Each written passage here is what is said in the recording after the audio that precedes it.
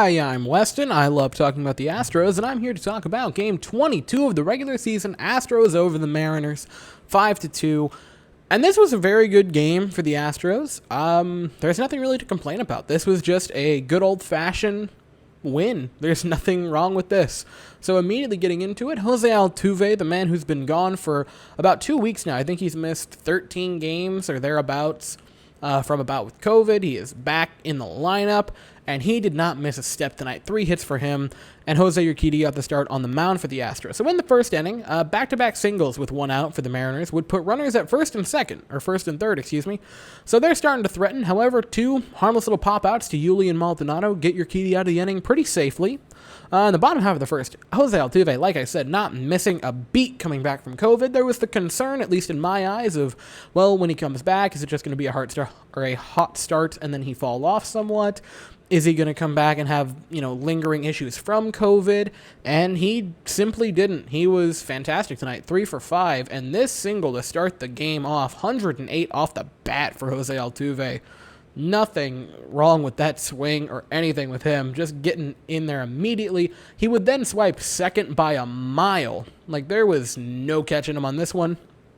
Yordan Alvarez would then crush one to right center for a double. It would score Altuve easily. He probably could have scored without stealing second, but, get that in for good measure. It's 1-0 rather early. Yuli Gurriel would then double. Yordan would be able to come around and score to make it a 2-0 game. And Yordan, while coming home, got hit in the head with the baseball on this weird throw that just knocked him right back in the back of the head. So he didn't seem fazed by it, honestly. He just kept on running. He barely flinched, which was kind of funny. And, again, I can say that because he wasn't injured and didn't leave with a concussion. So all in good fun for that moment. In the third, Kyle Lewis would homer to make it a 2-1 game. In the fourth, Altuve coming up clutch. 2 outs, runners on second and third. He singles, to make it a 4-1 game. Altuve just, not missing a freaking beat. Comes back in fantastic tonight.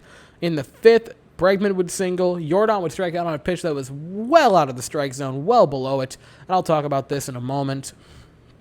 Yuli would single. Correa would reach on a kind of weird error by Kyle Seager, of all people, who is usually a very solid defender. And then Tucker would get a sac fly to make it a 5-1 game. Straw would ground out to end it. In the sixth, Kyle Seager would get that run back to make it a 5-2 game. And then to end the sixth, a fantastic running, diving catch by Kyle Tucker to get the out. I know that his offensive numbers are a little lacking right now. Again, if you look at the expected, it's a completely different story. He has very good expected numbers. But he also was fantastic defensively. He is in the 88th percentile this year for outs above average on Baseball Savant, which is very impressive because I've never really thought of Kyle Tucker as an elite defender, but he's kind of being an elite defender right now. It's very strange. I never expected this from him. I always viewed him as a simple hitting prospect, but this season and last year he was nominated for the Gold Glove in right field.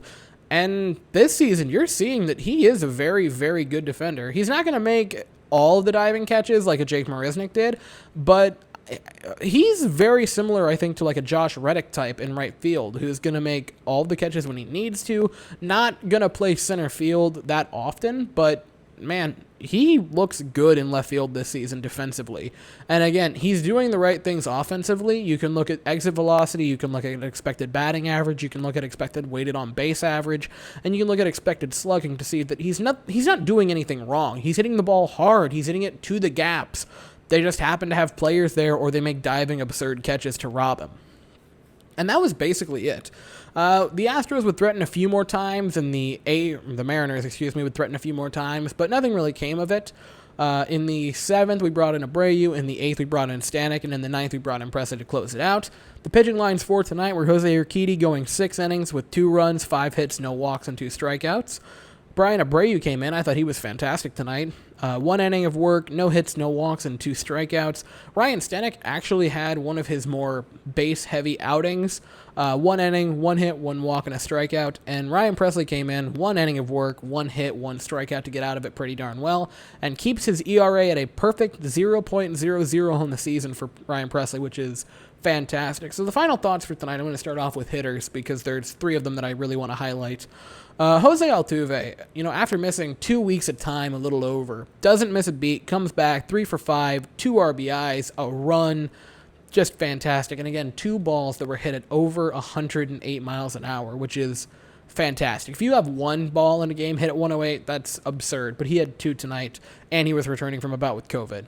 After the game, he's batting a clean .347 and a .400 flat batting or on-base percentage. So this is the Altuve that we have been accustomed to, that we missed all of last year, and he seems to be back and better than ever this season for Jose Altuve.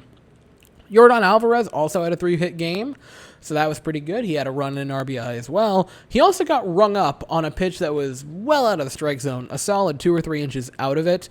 And this is a very strange prediction that I'm going to make, but I think he's going to get ejected in this week. So between now and next Monday, I think there's going to be a game where he gets tossed out of.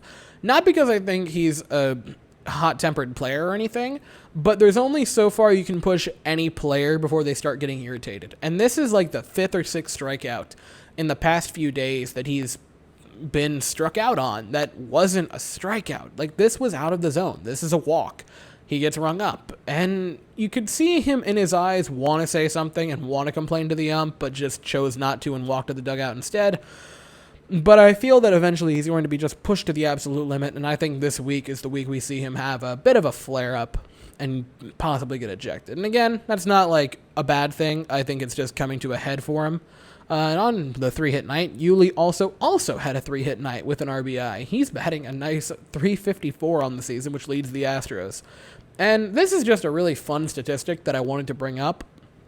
The top 5 batters in our order, Altuve, Brantley, Bregman, Yordan, and Yuli, are batting .347, .342, .311, .308, and .354. Now, I understand batting average isn't everything, and I don't love using batting average alone to make a case for a player because I don't think that tells near the whole story. But Yuli has an on-base of like .454, I believe. Altuve is now .400 flat, and Brantley is in the high 370s, I think 377 after the game. So this isn't just, they're batting high, but the on base is right there. No, they're just really doing well this season. Again, you have 2 guys that are over that 400 threshold, and if you're over 400, it doesn't matter how you do it, whether you bat .250 and get there from walks, or if you're batting .390 and get there from walks. Like, if your on base is at 400, you're an elite hitter no matter how you want to slice and dice it. And we have a few of those this year, and Brantley isn't too far behind them. And for the pitching, before I get into the pitching, I wanted to mention this. If I had to nitpick anything for the team offensively, it would just be the situational hitting. I think we left 8 runners on, and we're 3 for 12 with runners in scoring position, which isn't great. But again, you scored 5 runs, so you can get away with it. There's no real issue there. And for pitching, Jose Urquidy, a good start. There's nothing wrong with that. It wasn't a great start or anything, but it was darn good. 6 innings, 2-run baseball from a 4th or 5th starter in your rotation. That's all you could ask for. I'll take that every day of the week. Thank you very much from a late in the rotation pitcher. That's wonderful.